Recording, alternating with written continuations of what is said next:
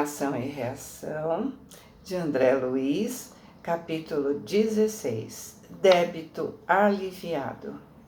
Em nossos estudos da lei de causa e efeito, não nos esqueceremos de Adelino Correia, o irmão da fraternidade pura. Na véspera de belo acontecimento que nos permitiremos narrar, nós o visitamos em companhia de Silas, que o apresentou nas atividades de um templo espírita cristão. Então, aqui nós devemos entender a palavra apresentou como nos mostrou, porque ele ainda estava encarnado, em atividade na casa, no templo espírita cristão. Não tinha consciência da presença dos desencarnados. Quer dizer, como espírita, ele sabia que haviam desencarnados por lá, mas não sabiam que eram eles, né, que estavam no local. Então, continuando. O ouvimos em preciosos comentários do Evangelho sobre o influxo de iluminados instrutores, dos quais assinalava as correntes mentais com a docilidade confiante de um homem profundamente habituado à oração. Falou com perfeição, arrancando lágrimas pela emotividade com que tocava nossas fibras mais íntimas. Singelamente trajado, denotava a condição do trabalhador em experiências difíceis, mas o estágio de prova a que parecia se envolver era muito mais amplo. Adelino revelava longa faixa de eczema na pele à mostra. Certa porção da cabeça, os ouvidos e muitos pontos da face exibiam placas vermelhas, sobre as quais se formavam diminutas vesículas de sangue, ao passo que as demais regiões da epiderme surgiam rachadas, evidenciando uma afecção cutânea largamente cronificada. Além disso, acanhado e tristonho indicava tormentos ocultos a dominarem sua mente. Contudo, trazia nos olhos maravilhosamente lúcidos a marca da humildade. Vários amigos espirituais o assistiam atentos. Doce velhinha desencarnada se aproximou de nós e, demonstrando gozar da intimidade do orientador de nossas excursões, falou-lhe afetuosa: assistente amigo, venho rogar socorro em benefício da saúde de nosso Adelino. Noto-o mais incomodado ultimamente pela dor das feridas que não cicatrizam. E Silas respondeu cordialmente: sim, o caso dele merece de todos nós especial carinho, porque ele pensa nas necessidades dos outros, sem refletir nas próprias necessidades, acrescentou a anciã comovida. O assessor, Druso, prosseguiu com carinho: 2 de nossos médicos o vêm assistindo atenciosamente quando se encontra ausente do vaso físico por influência do sono. E afagando sua cabeça: esteja tranquila, Correia em breve estará plenamente restaurado. Os múltiplos serviços da casa se desdobravam, eficientes, e Adelino, dentro deles, atraía a nossa atenção pela segurança espiritual com que se conduzia. Cercado pelas vibrações radiantes dos seus pensamentos, centralizados no santo objetivo do bem, nos parece um companheiro vestido de luz. Alguns instantes após o afastamento da velhinha, apareceu o simpático rapaz, também já desenfaixado da matéria física, que depois de nos saudar, rogou reverente ao nosso orientador: peço permissão para solicitar valioso favor. Fale sem receio. E o jovem, recém-chegado, explicou de olhos úmidos: meu caro assistente, Sei que o nosso Adelino vem atravessando certa crise financeira. Pelo muito que auxilia os outros, se descuida das suas próprias necessidades. Pelo amparo que ele oferece constantemente à minha pobre mãe encarnada, insisto no apoio de sua amizade para que seja favorecido. Ainda na semana passada, ouvindo as súplicas de minha mãe viúva, em grande penúria para atender ao tratamento de 2 dos meus manos enfermos, procurei-o em lágrimas, transmitindo-lhes apelos mentais para que nos protegesse e, sem qualquer vacilação, acreditando obedecer aos seus impulsos, visitou nossa casa, entregando a minha sofredora mãezinha a importância de que necessitava. Ó meu assistente, rogo-lhe por amor a Jesus, não deixe em dificuldade quem tanto nos auxilia. Silas acolheu a petição com risonha benevolência e disse: descansemos. Adelino permanece na rede de simpatia fraternal que teceu para o asilo de si mesmo. Muitos amigos se incumbem de supri-lo com os recursos indispensáveis ao fiel desempenho da tarefa a que se dedicou. As circunstâncias na luta material se harmonizarão em favor dele, atendendo aos seus méritos conquistados. Efetivamente, o serviço espontâneo, na afetuosa defesa do amigo que ali enxergávamos, prestativo e confiante, era um tema de amizade e gratidão a estudar.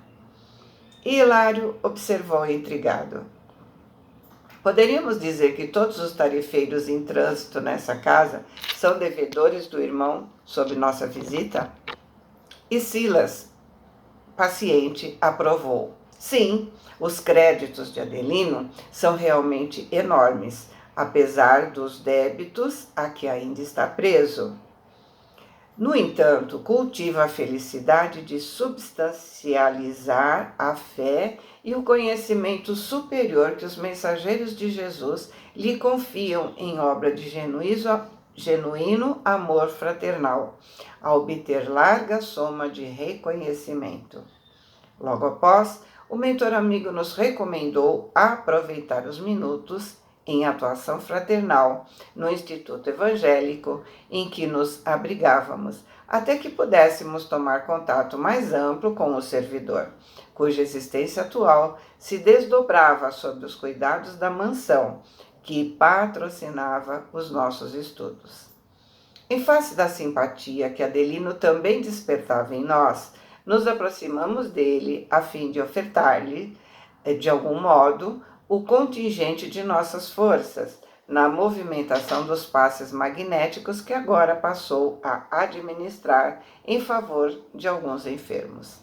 Era curioso pensar que nós mesmos, no primeiro encontro fortuito, nos sentíamos prontos a partilhar as suas tarefas, atraídos apenas por sua radiante bondade. A abnegação, em toda parte, é sempre uma estrela sublime. Basta mostrar-se para que todos gravitemos em torno de sua luz. Olha isso. Primeiro, mais uma vez ele diz que sempre temos protetores cuidando de nós. Estamos vendo nesse livro que a mansão cuida daqueles que estavam lá e reencarnam. Segundo, sempre que estamos praticando bem, temos ajuda, não só daqueles que se propuseram a nos ajudar, no caso, os trabalhadores da mansão, né? Mas também aqueles que casualmente cruzam o nosso caminho, no exemplo, André e Hilário. Como ele disse, basta trabalhar no bem para que espíritos de luz se juntem a ele. Ou seja, basta fazer o bem que a ajuda vem. Terminado o serviço da noite, Silas e nós o acompanhamos ao reduto doméstico. Sua mãe, que evidentemente ultrapassava os 60 anos de idade, o esperava no limiar. Silas se apressou a apresentar explicando: é nossa irmã Leontina, carinhosa mãe de Correia, mãe e amiga, a tutelar sua existência. Reparando na avançada madureza do amigo, que nos tomava a atenção, meu colega indagou: Adelino não é casado? Sim, nosso irmão é casado, mas não conta com a presença da esposa. A resposta nos dava a entender que o companheiro atravessava provas perante as quais nos cabia respeitosa discrição. E enquanto a mãe e filho se entregavam a doce entendimento, Silas nos fez penetrar no aposento próximo. Junto à porta de entrada, alinhavam-se 3 leitos ocupados por outras tantas criancinhas. Loura menina de 9 a 10 anos presumíveis, ao lado de 2 petizes de tez escura, recordava a Branca de Neve entre 2 anões. Todos dormiam placidamente, ou seja, tranquilamente. Afagando a boneca viva, o assistente informou: esta é Marisa, a filhinha de Correia, de quem a mãezinha se distanciou em definitivo há 6 anos. Designando em seguida os 2 meninos de cor, apresentou: esses 2 pequeninos são Mário e Raul, 2 enjeitados que Adelino abraçou por filhos do coração. Hilário e eu, adivinhando as aflições ocultas que de certo enxameavam na existência do chefe da casa, silenciávamos de propósito em reverente expectativa. Entendendo nossa atitude, Silas passou a falar mais longamente, esclarecendo: para exaltar o santificante esforço de um amigo, a fim de estudarmos juntos um processo de dívida aliviada, nos permitimos algo dizer em torno do passado recente do companheiro que visitamos, agora empenhado em labor de seu resgate. Como se quisesse centralizar os recursos da memória, emudeceu por instantes e finalmente continuou. Em meados do século precedente, então no caso século XIX, né? Que ele escreveu o livro no século XX. Adelino era filho bastardo de um jovem muito rico que o recebeu nas mãos de mãe escrava, que desencarnou ao trazê-lo à luz. Martim Gaspar, o moço, que era o dono da fazenda, que foi o pai solteiro, era homem de coração enrijecido, muito cedo acostumado ao orgulho tiranizante em face do descaso do lar em que nasceu. Abusava das donzelas cativas a seu desejo e, em muitas ocasiões, as vendeu com os seus próprios filhos recém-natos para não ouvir os choros e petitórios. Temido na casa grande, da qual se fez senhor absoluto por morte do velho pai, que em vão buscou tardiamente controlar os seus instintos, sabia usar o tronco e o chicote, sem qualquer compaixão. Era execrado, ou seja, era odiado pela maioria dos servos e bajulado de quantos lhe obtinham os favores, a troco de lisonja serviu. Entretanto, para o filho Martim, o mesmo Adelino de agora, a sua ternura e dedicação não mostravam limites. Inexplicavelmente para ele mesmo, amava-o com desvelado enternecimento, a ponto de providenciar-lhe educação esmerada na própria fazenda. Dessa forma, entre pai e filho se estabeleceram os mais santos laços afetivos. Eram companheiros inseparáveis nos jogos e nos estudos, no serviço e na caça. Foi assim que Gaspar, apesar de cruel para com os outros rebentos da própria carne, nas senzalas sofredoras, não hesitou em legitimá-lo como filho perante as autoridades do tempo, tornando-o partícipe de seu nome e de sua herança. Pai e filho contavam respectivamente 43 e 21 anos de idade, quando Gaspar, embora solteirão amadurecido, resolveu se casar em grande metrópole, desposando Maria Emília, leviana jovem de 20 primaveras, que, trazida à casa rural, desenvolveu sobre o enteado estranha fascinação. Martim, extremamente amado pelo pai, atraído agora para os encantos femininos da madrasta, passou a experimentar torturantes conflitos sentimentais. Ele, que se julgava o melhor amigo de Gaspar, passou a detestá-lo. Não tolerava sua posse sobre a mulher que desejava, sabendo-se por ela ardentemente querido, porque Maria Emília, alegando essa ou aquela necessidade, sabia isolá-lo em viagens diversas, nas quais intensificava sua afeição juvenil. Ambos souberam furtar-se a qualquer desconfiança e, totalmente entregue à paixão que o cortejava, o jovem Martim, desprevenido, planejou o medonho parricídio, assassinato do pai, em que se envolveu. Desventurado. Sabendo que o pai estava acamado em tratamento do fígado enfermo, tomou a cooperação de 2 capatazes de sua inteira confiança, Antônio e Lucídio, também carrascos de meninas cativas, e certa noite administrou-lhe uma porção entorpecente com a aprovação da madrasta. Assim que o doente se pôs a dormir, ajudado pelos 2 cúmplices que odiavam o patrão, espalhou substâncias resinosas no leito paterno, simulando logo após o incêndio no qual o mísero Gaspar, em horríveis padecimentos, se ausentou do corpo. Conduzido o pai ao sepulcro e, se apoderando de seus haveres, tentou a felicidade ao pé de Maria Emília. Mas o pai desencarnado, a inflamar-se em cólera, o envolveu em nuvem de fluidos inflamados, contra os quais o infeliz não possuía defesa. Apegando-se ao afeto da companheira, Martim procurou anestesiar a consciência e esquecer.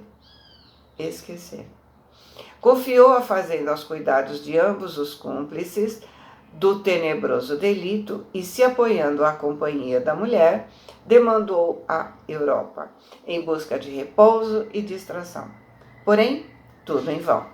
Ao fim de 5 anos de resistência, tombou integralmente vencido sob o domínio do espírito paternal que o cercava incessantemente, apesar de invisível. Sua pele se abriu em chagas, como se chamas ocultas o requeimassem. Preso ao leito de dor e constantemente empolgado pelo remorso, recapitulava mentalmente a morte do pai em urros de martírio selvagem. Desse modo, não sabia senão chorar, gritando a esmo ou ao acaso o arrependimento de que se via possuído, no que foi interpretado à conta de louco pela própria companheira, que se apressou em reconhecer sua suposta alienação mental, de modo a inocentar-se perante os amigos e servidores. Foi algemado a semelhante suplício que Martim recebeu escárnio e abandono, dentro do próprio círculo doméstico, vindo a expirar em tremenda flagelação. Martim Gaspar, o pai assassinado, o aguardou no túmulo, arrastando-o para as sombras infernais, onde passou a exercer pavorosa vingança. O infeliz filho desencarnado sofreu terríveis humilhações e indescritíveis tormentos durante 11 anos sucessivos, em cárcere de trevas, até que, amparado por mensageiros de luz que promoveram o seu resgate, ingressou em nosso instituto, ao que fui informado, em lamentável situação. Tendo entrado em sintonia com o Pai, sequioso de vingança, através das brechas mentais do remorso e do arrependimento tardio, foi hipnotizado por gênios perversos que o fizeram se sentir dominado de chamas torturantes. Fixada a imaginação dele em semelhantes quadros de angústia, o próprio Martim nutria com o pensamento culposo as labaredas em que se torturava sem se consumir. Até que foi convenientemente aliviado e socorrido por nossos instrutores, através dos recursos magnéticos que sanaram o seu doloroso desequilíbrio. Então, sofremos onde nos vulneramos, ou seja, onde está o nosso remorso. Os espíritos infelizes nem precisam se dar ao trabalho de imaginar como nos fazer sofrer. Nós mesmos sugerimos com a nossa consciência de culpa. Olha o que Silas falou. Tendo entrado em sintonia com o Pai, sequioso de vingança, através das brechas mentais do remorso e do arrependimento tardio, foi hipnotizado por gênios perversos, que o fizeram se sentir dominado de chamas torturantes. Fixada a imaginação dele em semelhante quadro de angústia, o próprio Martim nutria com o pensamento culposo as labaredas em que se torturava sem se consumir, até que foi convenientemente aliviado e socorrido por nossos instrutores, através de recursos magnéticos que sanaram o seu doloroso desequilíbrio. Então, depois de melhorado, devotou-se aos serviços mais duros de nossa organização, conquistando com o tempo apreciáveis lauréus que lhe valeram a volta à esfera humana, com o direito de iniciar o pagamento de larga dívida em que se onerou desavisado. Iniciar, né? Cultuando a prece com a renovação do mundo íntimo, renasceu de espírito inclinado à fé religiosa, ardente e operante, encontrando no espiritismo com Jesus, sob a influência dos amigos desencarnados que o assistem, precioso campo de fortalecimento moral e trabalho digno, no qual tem sabido estender com louvável aproveitamento das horas o seu raio de ação no estudo edificante e na caridade pura, atraindo em seu favor as mais amplas simpatias por parte de irmãos encarnados e desencarnados que lhe devem generosidade e carinho, atirado a imensas dificuldades materiais, desde cedo cresceu órfão de pai, uma vez que não valorizou no passado a ternura paterna. Lutando com extrema pobreza e com enfermidade constante. Porém, custodiado por benfeitores da nossa mansão, foi conduzido a um templo espírita ainda muito jovem, onde, submetido a tratamento de epiderme esfogueada, entrou no conhecimento de nossa renovadora doutrina. A leitura dos princípios espíritas ao sol do Evangelho do Senhor constituiu para ele recordações naturais dos ensinamentos assimilados em nossa casa antes da reencarnação. Desde aí, aceitou nobremente a responsabilidade de viver e buscou, acima de tudo, aplicar a si próprio as diretrizes regeneradoras da fé que abraça. Disciplinou-se, rendeu sincero respeito às suas obrigações e, apesar dos entraves orgânicos, muito moço, se dedicou às representações comerciais de cujos labores retira os abençoados recursos que sabe repartir com numerosos necessitados, reservando para si apenas o indispensável. Não é um rico na terra, na acepção do conceito, mas um trabalhador da fraternidade, que sabe dar o próprio coração naquilo que distribui, trilhando o caminho da simplicidade e da renúncia edificante. Modificou as impressões de muitos dos companheiros de outro tempo, que nas baixas camadas de sombra haviam se transformado em perseguidores e desafetos. Obsessores esses que, em observando os seus novos exemplos, se sentiram moralmente desarmados para os conflitos que se propunham manter. É assim que não deixa de ressarcir as suas culpas, sofrendo sua carga em si mesmo.